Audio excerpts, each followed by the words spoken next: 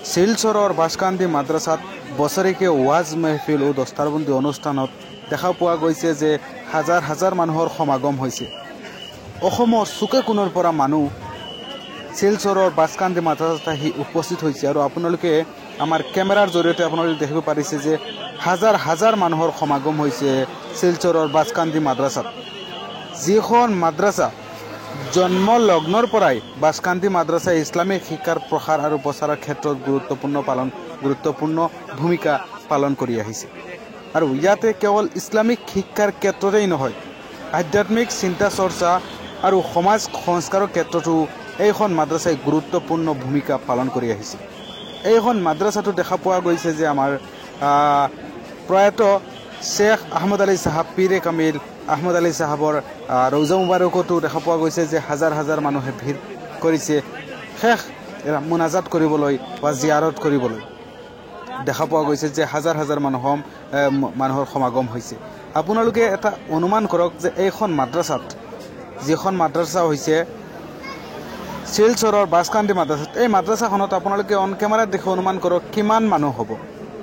আপোনালোকে অন কেমেৰাত চাওক, আপোনালোকে অনুমান কৰক কিমান মানুহ হ'ব। মোৰ অনুমানিক 80,000-ৰ পৰা 1 লাখলৈকে মানুহ হ'বও পাৰে, কিয়নো দেখা পোৱা গৈছে যে হাজাৰ হাজাৰ মানুহৰ সমাগম হৈছে আৰু এক মানুহ আহি আছে, মানুহ গৈ আছে, আহি আছে, গৈ আছে, মানে কিমান যে মানুহ কম, মানে আনকাউণ্টেবল, কাউণ্ট কৰিব নোৱাৰোঁ, এনেকুৱা এটা অনুমানিক আপোনালোকক কৈছোঁ। আৰু আপোনালোকে ভিডিঅ'টো কোনে ক'ৰ পৰা চাইছে আপোনালোকে জনাই দিব।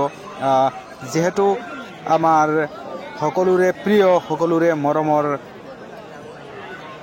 শ্বেখ আহমদ আলী চাহাবৰ সময়ৰ পৰাই এইখন মাদ্ৰাছাই অধিক চিন্তা চৰ্চাৰ কেন্দ্ৰবিন্দু হৈ পৰিছে, বা এখন মানুহৰ আস্থা আৰু বিশ্বাস আৰু অধিক হৈছে বা বৃদ্ধি পাইছে।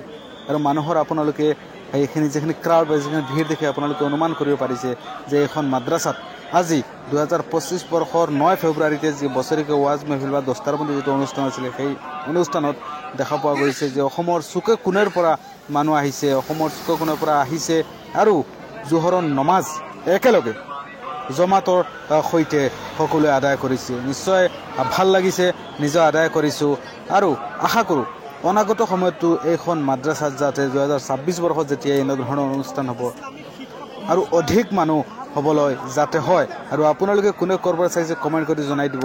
আৰু আপোনালোক এইখন মাদ্ৰাছাত কেতিয়াবা আহিছিল নেকি, বা শ্বেখ আহমদ আলী চাহাবৰ জীৱনৰ যিখিনি কাহিনী আছে বা যিখিনি আমি শুনা পাইছোঁ তেখেতৰ বিষয়ে, আচলতে সেইখিনি আপোনালোকে কিমানখিনি জানে, বা আপোনালোকে কেতিয়াবা আহিছিলে নেকি, বা ৰৌজা মুবাৰকত আহি আপোনালোকে জিয়াৰত কৰিছিলে নেকি, বা দোৱা কৰিছিলে নেকি, তেখেতৰ বাবে কমেণ্ট কৰি আপোনালোকে জনাই দিব। আসসালামু আলাইকুম, জয় আই অসম।